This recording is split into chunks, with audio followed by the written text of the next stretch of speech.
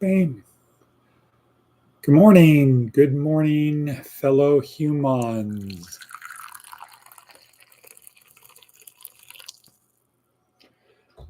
Today is Friday, the 15th of November. Boy, this month is halfway over already. A week ago, it just started. What? So, anyway, here we are. It's about 6 o'clock, a little bit before 6 on a Friday morning here west of Sin City, east of Death Valley in George Norrie Art Bell, Area 51 territory. That's enough about that. I don't want to have more people. You SOB, why do you say such negative things about us? Good morning, Memento Mori, our favorite Memento Mori. Good morning, fellow human, and I spell that Huemond, colorful nut, and that I think would describe Memento Mori. But here we are once again helping our students and other people on their journey through this life. We do it three primary ways. One is the podcast just showing up. Repetition, building better habits. That's it. Building better habits. That is what will improve your state through life. Let's see. I noticed, for example, on my Peloton, you probably can't read it. Nice, you have a 327-day streak. Wow, cool. This guy's a nutcase. Let's see here on Hallow. Hallow, everyone. What is Hallow? That is a Christian prayer app. It doesn't seem to want to me. Here we go. Me, activity. Here's my activity on Hallow. 479-day streak, 10,801 minutes prayed. Wow. That son of a bitch. Who does he think he is? Repetition. Building better habits.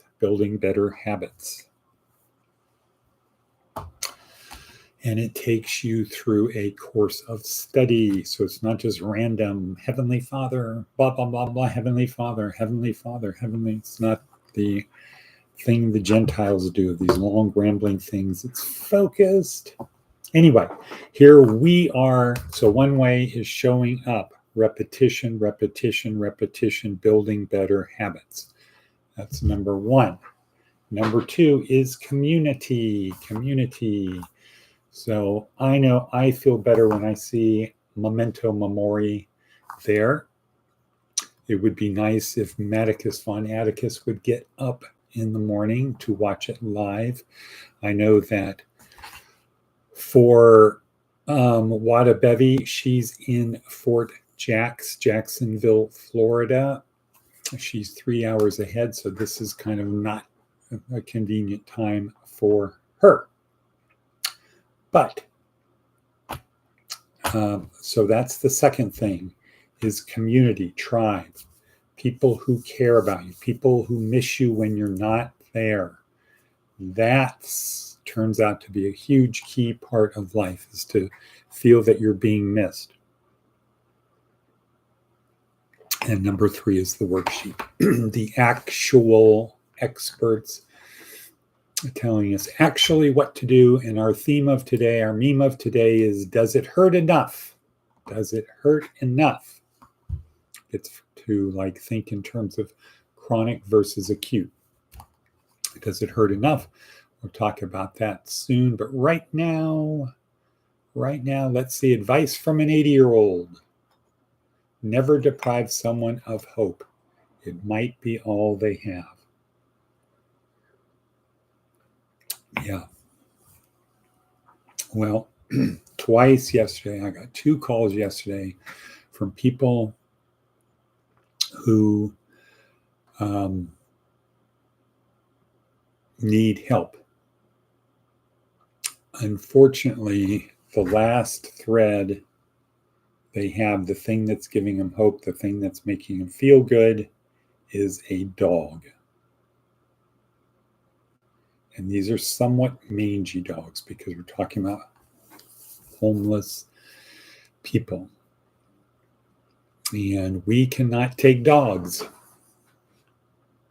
It's a thing we are not able to do except at Pratt, a Christian women's home, but we can't take dogs. And so it's a tough one because it's kind of hard to move forward in life if you have a dog. Right? What happens to the dog when you have your work? Right? So I would advocate that. I would say, dog, you helped me get to this point. You're going to need to help someone else. I'm not going to discard you, but this is who you are. You're the dog. What happened here? You are the dog. I'll do that. You're the dog that is the lifesaver dog. You're the rescue dog, the true rescue dog. Now that I'm rescued, now that I'm safe, I need to go forward and have you help someone else. Someone will love you just as much as I did. Okay, so anyway, that's a problem we have, is people have lost hope. They put their hope in their dog. That's the one thing they can count on and depend upon to love them. But after a while, that becomes a crutch, not in the positive way, keeping weight off your leg. It becomes the crutch that you can't really move forward in life because you're limited by the crutch. So it goes from being an aid to something else. So advice from an 80-year-old, never deprive someone of hope. Let's see, what does Seth Godin have to say? And we are going to talk about, does it hurt enough? Seth Godin, Seth's blog. It's a short one. Take good notes. I'm going to try that again. Take good notes. I think everybody should try that. Say the word notes and then chop off that S at the end. Notes. Kind of feels good. Got a little shot of maybe serotonin. Maybe thinking that people doing it together, a little oxytocin there. Okay, facts are important, but facts don't create learning. Stories do.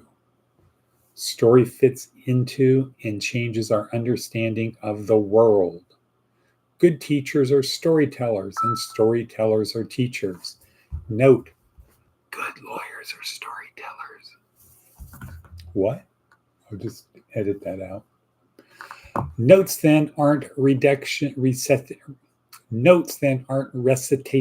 of fact. That's another good word. Recitation. They're not recitations of facts. They're story prompts. A good note reminds you of a story you already understand. Right. A good note reminds you of a story you understand. Right. Put down these little notes for stories. Cool. Where'd I go? Okay, there I am.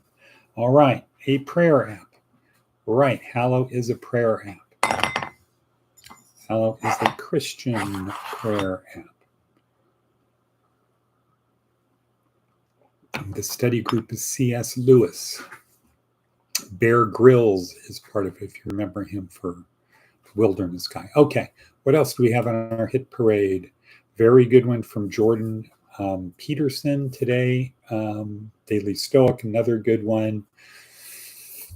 But the red letter today goes to Darren Hardy, talking about finally eliminate chronic pain. Our theme is, does it hurt enough? So Darren has a story, and there are about 3 dogs sitting on a porch. A guy walks by every day on his way to work. 2 of the 3 dogs are yelping. The other dog is, what? Wait, what a bevy, you're here? I'm at school. I'm at school, you SOB. Glad that you're here. So, 3 dogs are sitting on the porch. A man walks by, 2 start yelping. The other one is moaning, whimpering. That thing that dogs do. Next day, same thing. Next day, finally, after a week of walking by, same thing. The guy knocks on the door. Owner opens the door, says, "Yes, can I help you?" So I've been walking by, noticed these 2 dogs are yelping. The one dog is not yelping. Yeah, that's correct. Why? Well, he's sitting on a nail. He's sitting on a nail. Why doesn't he move? And the owner of the dog says, "Well, I guess it doesn't hurt enough." So, the YouVersion Bible app. I have the Blue Letter Bible app. Anyway, I think YouVersion is a top thing. Hallow is a venture capital funded thing that is really slicko. Anyway, so because it doesn't hurt enough. Now, we can take that a lot of ways. And I think Darren Hardy only took it to the level of don't put up with chronic pain. The pain that hurts, but it doesn't hurt enough to do anything about, like the dog. Don't put up with that. But he also segued into get comfortable being uncomfortable. So I think it would be a good habit for the dog to get used to sitting on a nail that wasn't too painful, but don't yelp about it. And the reason is you can be focused, right? You don't become comfortable. You've got a little nail, you're sitting on a nail and it's uncomfortable. You can become vigilant for other things around you. It's just like if you get in a car. My pet thing is a little trick I do is I move the seat a little bit forward or the seat back a little bit up to see what people do when they get in the car.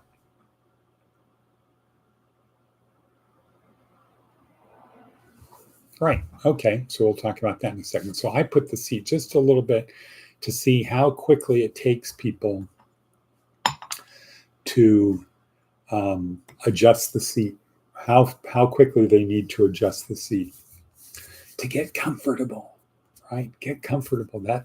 So let everybody else get uncomfortable. Become comfortable being uncomfortable. Now, likewise, when I get in the car, somebody else's car, a common thing people say is, "Oh, you can move the seat around to be comfortable." So what I do is I move it forward. So my knees are almost up against the thing. And then to see if that will evoke a comment from the person. And a little secret, a pet peeve I have are the guys where I have to take a carload of people, which I often do. And the guy gets in the front seat. He moves the seat to be comfortable for himself, and he has no thought of the person behind him. And then I got to say something. "Hey, stupid. Stupid. Hey, what are you, stupid? There's a guy behind you. You're crushing his legs." And the guy in the back will say, "Oh, it's okay." Or it'll just be somebody who's ridiculous the other way.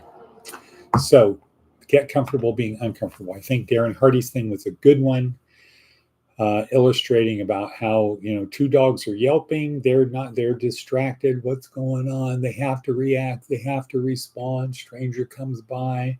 They're serving no meaningful purpose. There's no meaning or purpose in their lives. They're just yelping. The third one has no meaning or purpose in his life. He's whimpering because he's too lazy to move. It's not uncomfortable enough. So Darren Hardy's point, his question was, where is the nail that you're sitting on? But he takes it to the thing of stop whimpering, get off the nail. I too would say stop whimpering, but use it as a way to help you get a little bit better. Get a little bit better, because as everyone else is looking for comfort, if you're the person who's comfortable being uncomfortable, you will likely be the last man standing.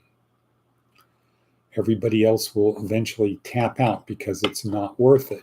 And we find out, we know, it's very easy to see, the people who are successful are generally those who do the things that other people won't do. They work a little bit longer, a little bit harder, etc. Kind of an interesting thing. So for our final paper, and I will share the three, I think I shared it with Wadabevi, the 3 one-paragraph things.